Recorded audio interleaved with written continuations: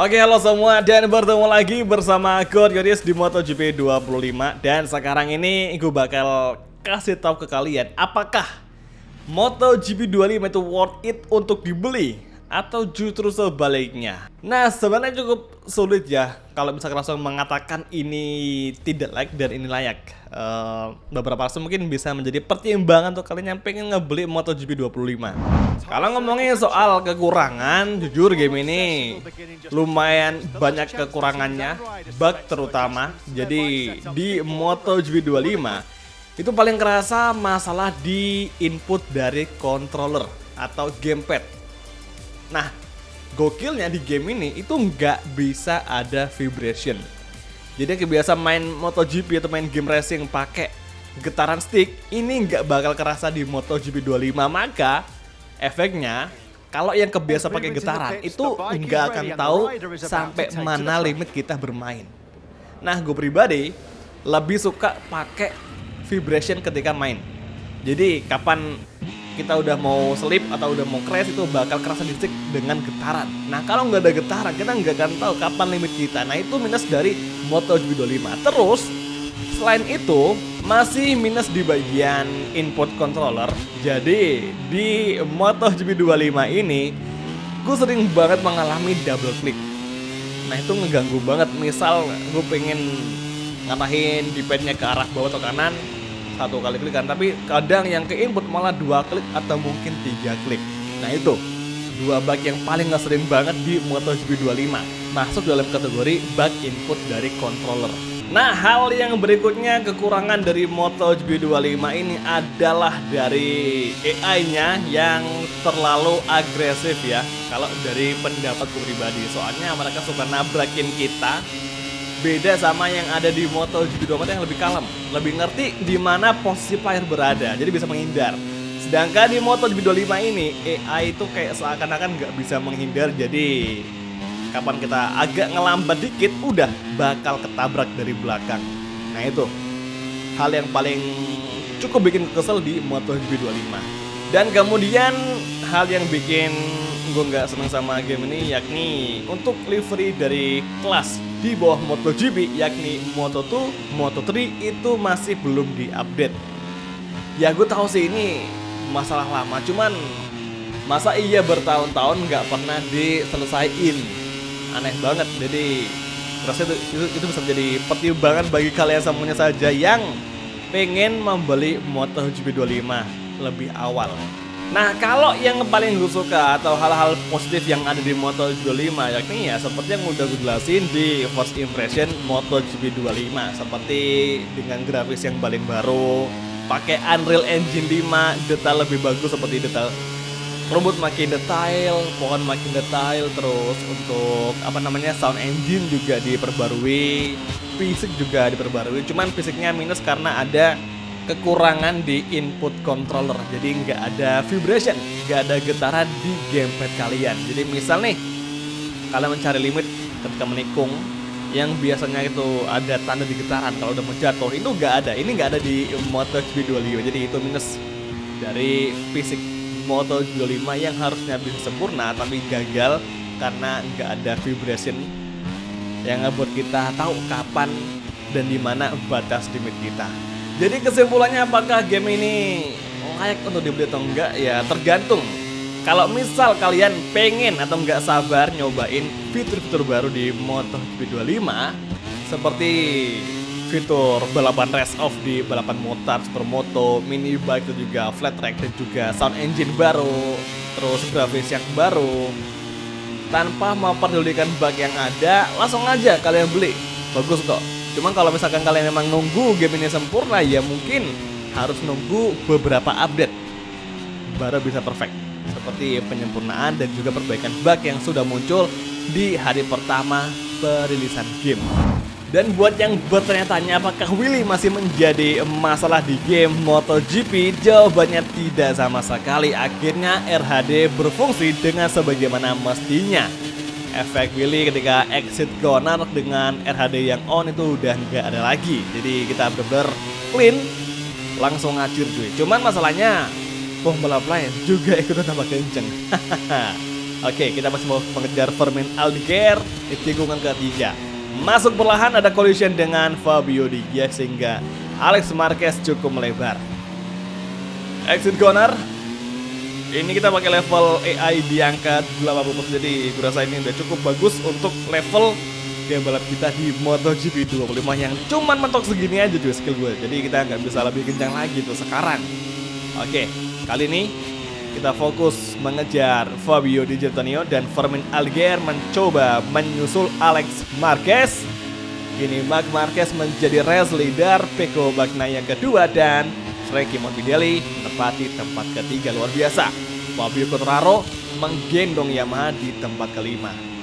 Luar biasa akhirnya.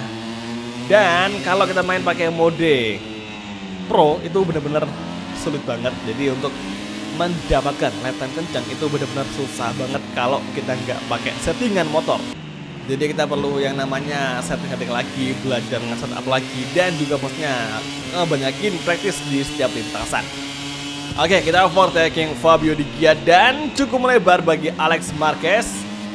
Kita keluar lintasan dan so far kita baru ngumpulin satu peringatan dari MotoGP Stewart. Kembali Di Giat melawan balik Alex Marquez. Tikungan ketiga, kita terlalu late braking sehingga ada sentuhan dengan Fabio Di Giat sehingga dia melebar. Namun kini Alex Marquez menempati tempat kelima.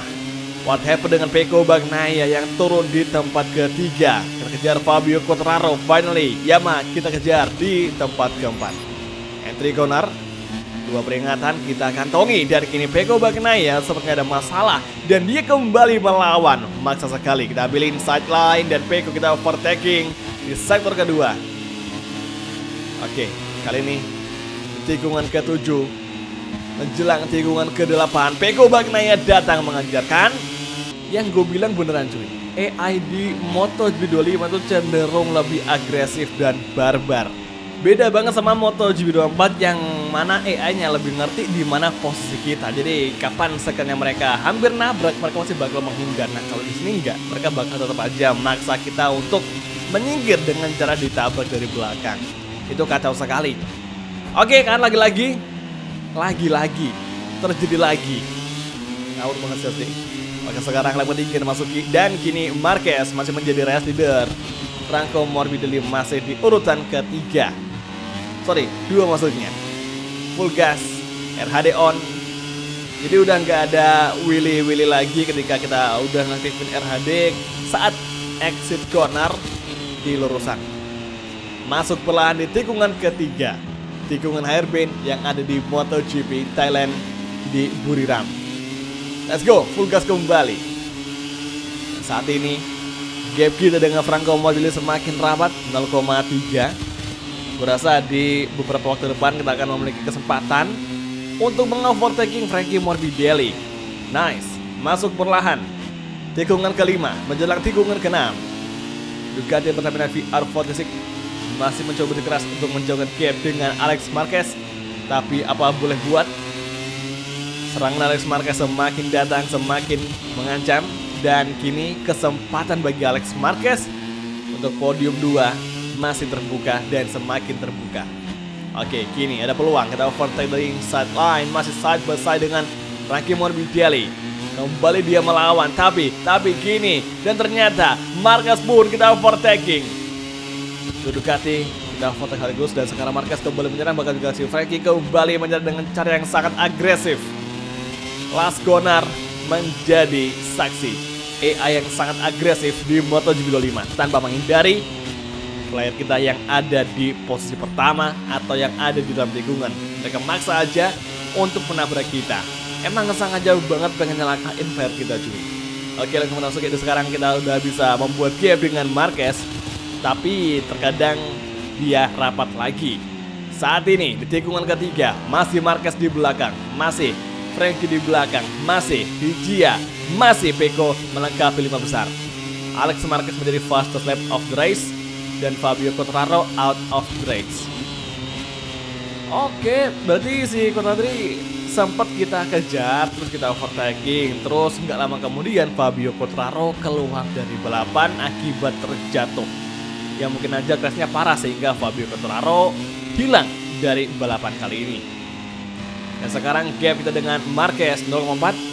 Kita udah mulai perlahan menjauh, dan kalau main nanti di karir level apapun kayaknya udah cukup bagus bagi kita, karena level kita jujur di MotoGP 25 dengan mode Pro itu udah ngestak di sini. Kecuali mungkin bisa fokus dia kayak sehari main 8 jam kan, untuk improve skill mungkin bisa aja lebih kencang. Tapi saat ini dengan keterbatasan waktu, gue hanya bisa main di level kesulitan 80% untuk mode Pro. Nah, kalau mode Arcade kita main level 200% pun tetap bakal bisa menang, karena gapnya tinggi parah cuy. Oke, entry corner level 5 sedang berlangsung. Dan kini gap dengan Marquez 0,6. Full gas lagi menuju tikungan ketiga. Lap ke-7 kita masuki, dan kini pergantian posisi terjadi antara Marquez dengan Franco Morbidelli, yang mana kini Franco Morbidelli menangkapi posisi kedua. Dan gue rasa Franco Morbidelli akan segera mengajar kita, soalnya gap dengan Frankie sekarang semakin rapat. Jadi si Frankie dalam mode untuk menyerang kita, dan sekarang semakin rapat dengan Franco Morbidelli 0,2. Hati-hati di tikungan hairpin.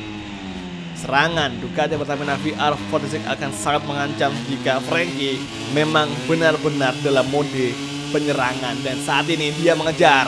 Dia semakin rapat dengan Alex Marquez. Dia meninggalkan Digia, meninggalkan Marquez yang ada di posisi ketiga. Dan kini full gas lagi.